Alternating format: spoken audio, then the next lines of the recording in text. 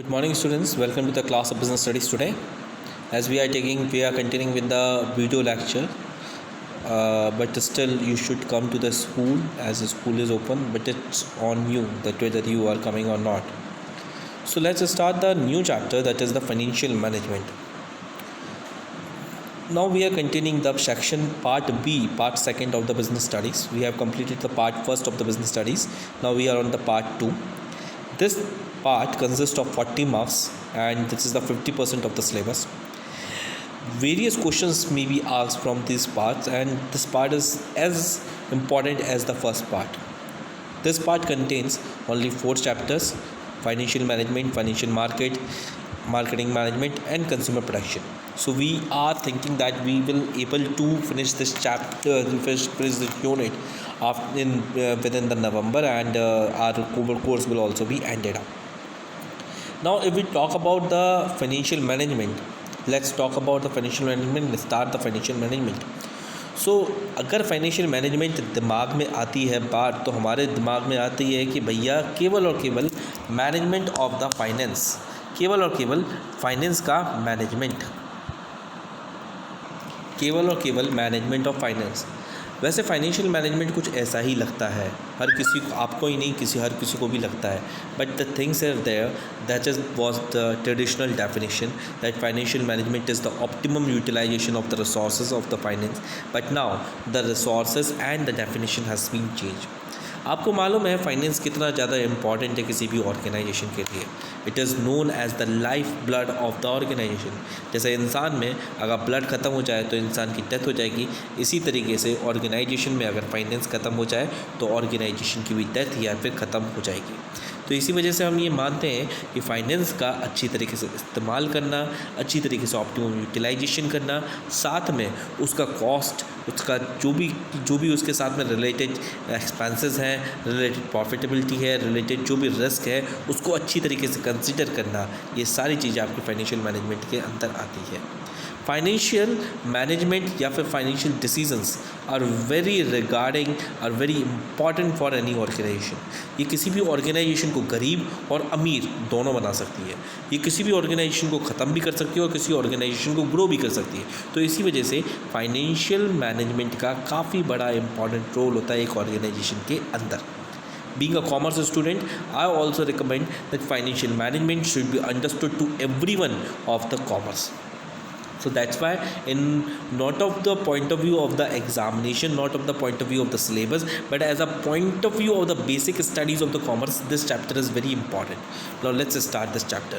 In the above case, these decisions required careful financial planning, or an understanding of the resultant capital structure and their riskiness and the profitability of the enterprise. All these have a bearing on shareholder as well as employees. They require an understanding of business, major financial decision areas, financial risk and working capital requirement. So this is what is a simple intro of the business finance. But more than that, business finance क्या होता है उसके बारे में हम थोड़ी देर बाद में पता लगाते हैं। तो what is a business finance? Money required for carrying out business activities is called business finance. जितना पैसा हमें बिजनेस को चलाने में लगता है उस चीज़ को क्या कहते हैं? Business finance. Almost all business activities require some finance. Finance is needed to establish a business, to to modernize it, to expand it, to diversify it. It is required for buying a variety of assets. If the finance is not there in the organization, then what the organization will do? Simply it will not be able to purchase anything for the organization, and definitely they have to close their organisation. आप कैसे सोच सकते हो कोई organisation बिना finance के बगैर? इसका मतलब फाइनेंस किसी भी ऑर्गेनाइजेशन के लिए उतना ही इम्पॉर्टेंट है जितना कि हमारे लिए सांस लेना।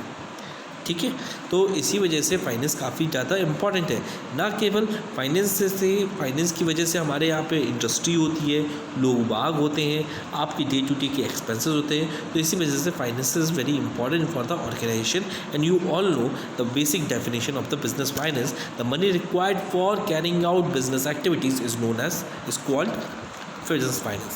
Next is what is financial management? Now we are coming to the financial management कि फाइनेंशियल मैनेजमेंट होता क्या है। तो यहाँ पे ये बताया गया है कि एक होती है ट्रेडिशनल डेफिनेशन, कि ट्रेडिशनल डेफिनेशन क्या थी? Financial management is all concerned about optimum utilisation of resources. Financial management is concerned, financial management is concerned with optimum procurement as well as the uses of finance. For optimal procurement, different available sources of finance are identified and compared in terms of their cost and associated risk. So before that, this was the definition, but now the financial management has been changed with the recent changes in the systems and our environment. Financial management, अब जो definition जो मुझे बहुत अच्छी लगती है और इसमें बहुत अच्छी तरीके से दे भी रखी, जिसने फाइनेंशियल मैनेजमेंट को काफ़ी हद तक समझाया भी है, कि financial management aims at reducing cost of funds procured, keeping the risk under control and achieving effective deployment of funds. It also aims at ensuring availability of enough funds whenever required as well as avoiding idle finance. तो ये चीज़ आपकी क्या हो सकती है? एक business financial management की definition हो सकती है। अब मैं बताता हूँ कि ट्रेडिशनल सेंस में क्या था और आपकी मॉडर्न सेंस में क्या है। फाइनेंशियल मैनेजमेंट में ट्रेडिशनल सेंस में यही था कि आप फाइनेंस को प्रोक्योर करें और उसका अल्टीमेट अच्छा यूटिलाइजेशन, ऑप्टिमम यूटिलाइजेशन करें। तो that is only the financial management in the traditional sense. But now the traditional sense has been changed and in the modern sense, business financial management is not only limited to the procurement and the optimum utilization of the fund, but it also involves the cost of the raising the fund, different expenses which are related to the fund, and after the disposal of the profit. Now if the return has been came to the organization, then how they have to manage that return, that also the important part, integral part of the financial management. So financial management is not only limited up to procurement and optimum utilization of the fund. Now it is beyond that. It is also the part of the financial management, but it is beyond the financial management is beyond the optimum utilization of the funds. Now they have to see whether how much the fund is to be required for procuring the assets or for our activities, and they have to see what is the raise, what is the cost of that fund, how much the cost will be expended to raise that kind of a fund, and after that they also calculate that what will be the return, maximum return and minimum return we have to pay to the our funds. That what all comes and calculated in a way. Now if we generate the fund, if we get the fund and we are generating the profit, then now how the profit is to be managed so that there should be fund for tomorrow also. We should not all use all profits to the or dispose all profits to the shareholders. Means how much the profit is to be saved as a reserve and how much the profit is to be disposed to the as a dividend. That is also to be calculated, that is also to be examined, and that is also to be studied in this financial management. I hope I have made clear myself.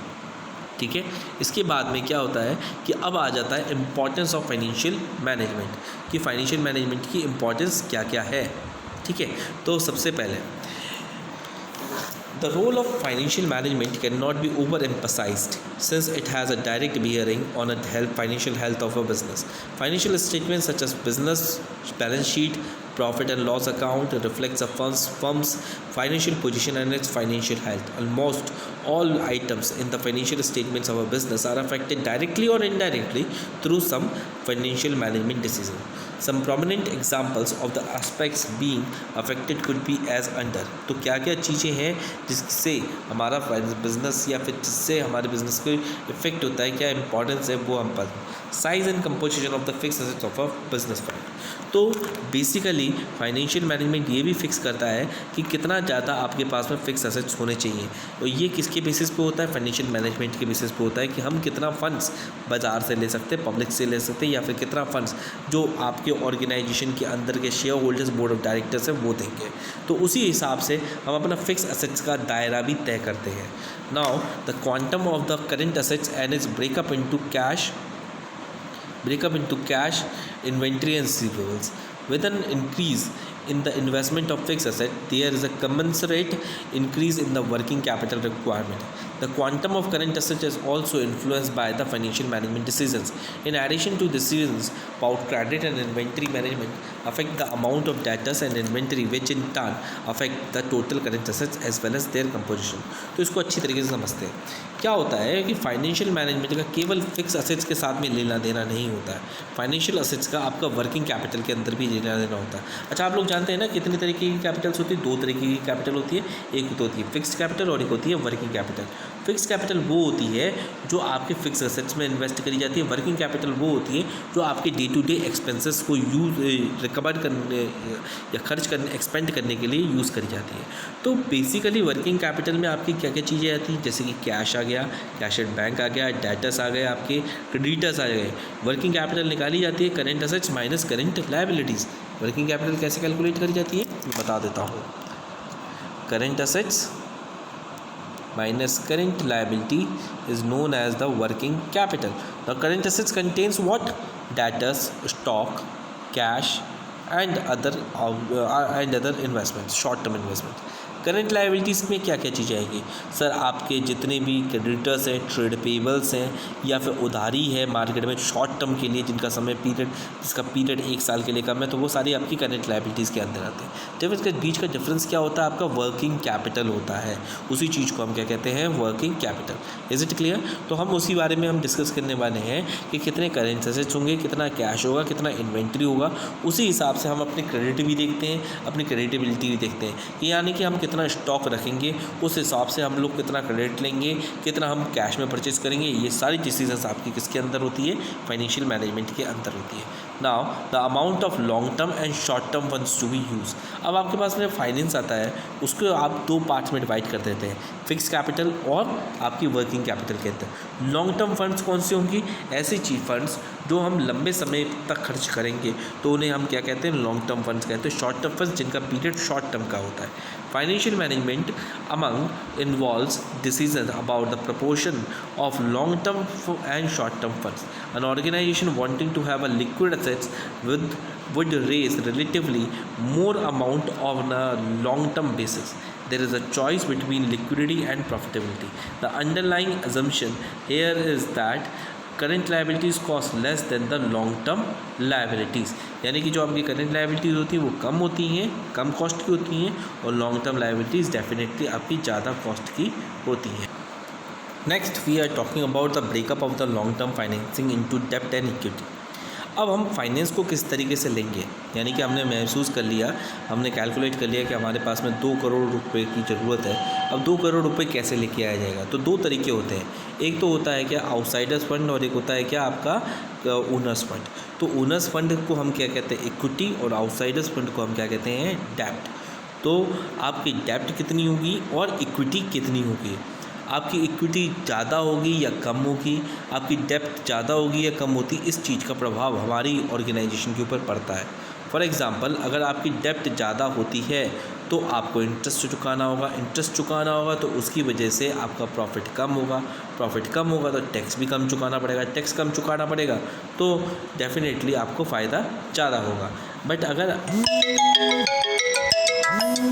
तो हमने बात कर रहे थे कि equity और डेब्ट किस तरीके से होगी, कितने मार्जिन में आपके डेब्ट्स होंगे, कितने मार्जिन में आपकी इक्विटी होगी. क्लियर हो गई बात. Next we are coming to the all items in the profit and loss account. Example, interest expense, depreciation etcetera.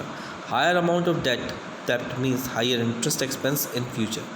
Similarly, use of higher equity may entail higher payment of dividends. Similarly, an expansion of business which is a result of capital budgeting decision is likely to affect virtually all items in the profit and loss account of the business. Now, the financial management is not only limited to the only procurement and the utilization of the funds and to know the sources of the fund, but they have to also see that what should be the cost of fund. For example, हम ये देखते हैं कि उसका return कितना होगा. जैसे कि अगर मान लीजिए हमने इन्वेस्टमेंट करवाया अपने यहाँ पे 10 लाख रुपए का, तो उसके ऊपर 10% का इंटरेस्ट जाएगा, तो डेफिनेटली हर साल हमें 1 लाख रुपए का पेमेंट करना पड़ेगा एज अ इंटरेस्ट। तो इस चीज़ का फ़र्क हमारे प्रॉफिट के ऊपर निश्चित पड़ेगा। अब वो प्रॉफिट के ऊपर कैसे करके पड़ेगा, पॉजिटिव पड़ेगा या नेगेटिव पड़ेगा, उस चीज़ से हमारे ऊपर इम्पैक्ट क्या पड़ेगा ये भी देखना। साथ में अगर हम इक्विटी बढ़ा लेते हैं, यानी कि शेयर होल्डर से फंड ले लेते हैं ज़्यादा और डेप्ट से कम लेते हैं, तो उस चीज़ का प्रोडक्ट क्या पड़ेगा कि हमें जो प्रॉफिट मिलेगा, प्रॉफिट टैक्स वैक्स चुकाने के बाद जो प्रॉफिट रहेगा, वो प्रॉफिट ज़्यादा से ज़्यादा डिस्ट्रीब्यूट करना पड़ेगा शेयर होल्डर्स के अंदर, जिससे कि उनको भी खुश रखा जा सके और उनका रिटर्न भी दिया जा सके। तो ये कई सारी चीज़ें हमारे दिमाग में होती हैं, यानी फाइनेंशियल मैनेजमेंट के दिमाग में होती हैं, और इन सभी चीज़ों के बाद में वो डिस्कशंस, ये सारी डिस्कशंस होती हैं। Clear? It can thus be stated that the financial statements of a business are largely determined by financial management decisions taken earlier। यानी कि जहाँ तक है फाइनेंशियल स्टेटमेंट्स जो ज़्यादा से ज़्यादा अफेक्टेड करते हैं वो फाइनेंशियल मैनेजर्स के डिसीजन के द्वारा लिए गए डिसीजंस के द्वारा ही इफेक्टेड करते हैं। Similarly the future financial statements वो depend upon past as well as current decision, यानी कि जो फ्यूचर होगा वो आपके करंट डिसीजन से ज़रूर इफेक्टेड होगा। Thus the overall financial health of a business is determined by the quality of its financial management, यानी कि कितना अच्छी फाइनेंशियल मैनेजमेंट है, कैसा फाइनेंशियल मैनेजमेंट है, उस चीज़ के ऊपर काफ़ी कुछ उसकी ऑर्गेनाइजेशन की क्वालिटी डिसाइडेड होती है। अच्छी फाइनेंशियल मैनेजमेंट होगी तो definitely mobilisation of financial resources अच्छा होगा, कम कॉस्ट पे होगा, डिप्लॉयमेंट अच्छी तरीके से यानी कि प्रोक्योरमेंट अच्छी तरीके से होगी, यूटिलाइजेशन अच्छी तरीके से होगी, और उस चीज़ से हमारे पास में प्रॉफिट भी ज़्यादा से ज़्यादा आएगा। Is it clear? तो आज बस इतना ही रहने देते हैं, फिर हम कल से और स्टार्ट करेंगे। ठीक है, थैंक यू।